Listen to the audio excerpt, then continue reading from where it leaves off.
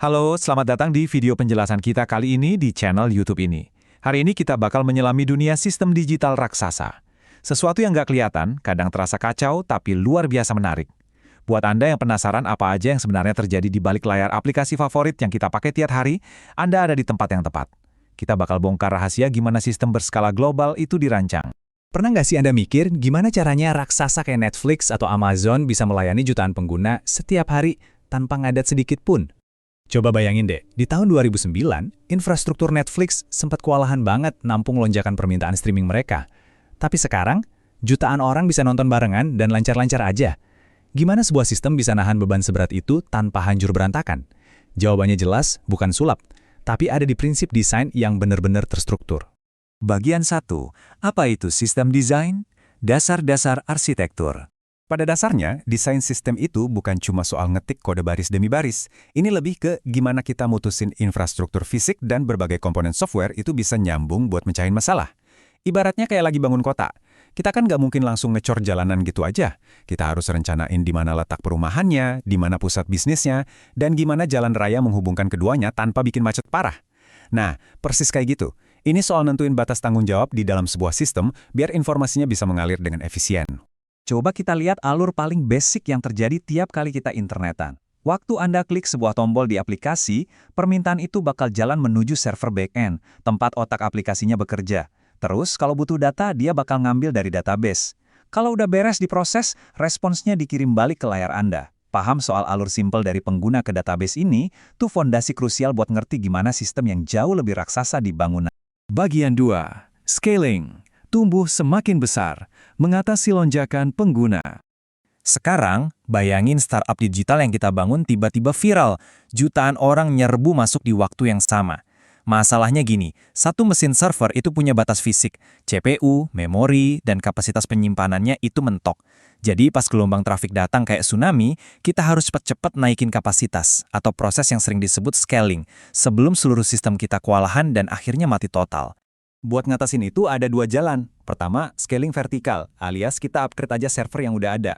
Ini ibaratnya kita masukin mesin V8 yang super gede ke dalam satu mobil. Cepet sih, tapi pasti ada batas maksimalnya. Nah, pendekatan kedua itu scaling horizontal, yaitu nambahin jumlah servernya. Daripada mode satu mobil, kita mending beli satu armada mobil buat ngangkut lebih banyak orang.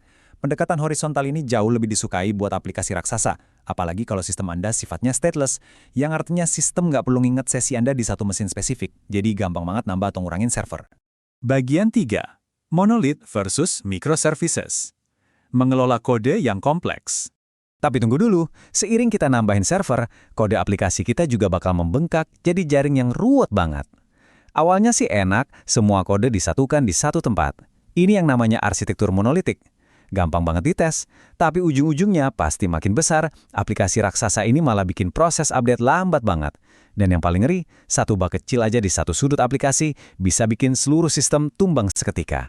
Solusinya gimana? Platform gede kayak Netflix akhirnya pindah dari monolitik ke microservices. Mereka memecah aplikasi raksasa tadi jadi ratusan, bahkan ribuan layanan kecil yang mandiri. Tiap layanan punya logika dan database-nya masing-masing. Jadi, misal fitur rekomendasi film lagi error, Anda tetap bisa nonton filmnya karena fitur streaming ditanganin sama layanan yang sama sekali beda. Ini ngasih fleksibilitas yang gila-gilaan, walau yang ngelolanya emang jauh lebih ribet. Bagian 4, kinerja, load balancer, dan CDN, mengatasi kemacetan lalu lintas. Terus, dengan ribuan server yang udah kita siapin, gimana caranya mastiin jutaan request nggak numpuk dan bikin satu mesin aja yang nanggung beban? Disinilah load balancer beraksi. Coba bayangin load balancer ini kayak manajer supermarket yang super cekatan. Pas antrian kasir mulai mengular, manajer ini bakal ngarahin pembeli ke kasir-kasir lain yang masih kosong. Tujuannya simpel banget, biar nggak ada satupun server yang kewalahan, jadi aplikasi tetap cepat. Dan load balancer ini kerjanya nggak asal-asalan loh. Dia pakai strategi khusus. Bisa pakai distribusi acak atau round robin yang ngebagiin tugas bergiliran secara rapi. Ada juga metode antrian terpendek, di mana sistem bakal ngecek secara aktif server mana yang antriannya paling sepi sebelum ngirim tugas ke sana. Setiap metode ini dipilih hati-hati buat ngoptimalin sumber daya dan mindahin macet secepat mungkin. Selain pembagian beban antar server, kita juga mikirin pengguna di seluruh dunia pakai CDN, atau Content Delivery Network. Gini, kalau server utama kita ada di Amerika, pengguna di Indonesia pasti bakal ngalamin delay. Nah, CDN ini nyebarin salinan konten yang sifatnya statis, kayak gambar atau video, ke server pinggiran yang lokasinya ada di Indonesia. Hasilnya, waktu logging jadi dipangkas drastis dan aplikasi terasa kilat. Bagian 5. Teori CAP. Menyeimbangkan sistem. Realitas kegagalan jaringan.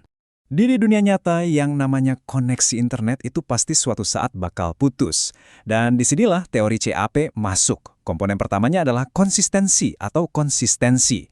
Dalam sistem terdistribusi, konsistensi berarti setiap server wajib punya data yang persis sama di waktu yang sama. Ini harga mati loh buat aplikasi kayak perbankan. Kalau Anda transfer uang, saldo Anda harus langsung update di semua sistem bank detik itu juga. Nggak boleh ada beda sedikit pun. Komponen kedua adalah availability atau ketersediaan. Intinya, sistem harus selalu ngasih respons ke pengguna. Nggak peduli kalau sebagian jaringannya lagi ngadat atau datanya belum sinkron 100%. Ini tuh cocok banget buat e-commerce. Menjaga biar pelanggan tetap bisa check out walau data stok barangnya telat update beberapa detik itu jauh lebih penting daripada keranjang belanja mereka tiba-tiba error. Dan komponen yang ketiga, partition tolerance atau toleransi partisi. Artinya, sistem bakal tetap bertahan dan beroperasi walaupun server-server di dalamnya tiba-tiba nggak bisa saling ngobrol gara-gara jaringan terputus. Mengingat internet itu rentan banget sama gangguan, punya toleransi partisi ini adalah syarat mutlak buat platform global. Nah, teori CAP ini ngungkapin satu kenyataan fisik yang nggak bisa ditawar. Kita nggak bisa dapat semuanya sekaligus. Waktu lagi ada gangguan jaringan, sebuah sistem cuma bisa milih buat ngamanin konsistensi atau ngebela ketersediaan. Tapi mustahil bisa milih dua-duanya di waktu yang persis sama. Jadi nggak ada pilihan yang 100% sempurna di sini. Para arsitek sistem harus milih secara objektif. Kalau milih sistem CP, mereka ngelindungin akurasi data dengan nolak request pas jaringan lagi error. Sekali lagi, ini krusial banget buat finansial. Di sisi lain, sistem AP lebih mentingin layanan biar tetap hidup tanpa henti walau datanya sedikit nggak konsisten sementara waktu. Yang mana ini kepake banget buat media sosial, semuanya balik lagi ke apa tugas utama aplikasinya. Jadi begitulah, dunia digital yang super sibuk ini bisa tahan dari kekacauan bukan karena kebetulan, melainkan karena arsitekturnya didesain dengan sangat cerdas. Mulai sekarang, pas Anda lagi asik streaming film tanpa buffering sedikit pun, coba inget-inget, sistem canggih apa ya yang lagi kerja keras mati-matian di balik layar Anda saat ini? Terima kasih udah ngikutin video penjelasan kali ini. Mudah-mudahan wawasan ini ngebantu Anda lebih paham soal dunia teknologi. Sampai jumpa di video kita selanjutnya. Bye, teknologi berbicara.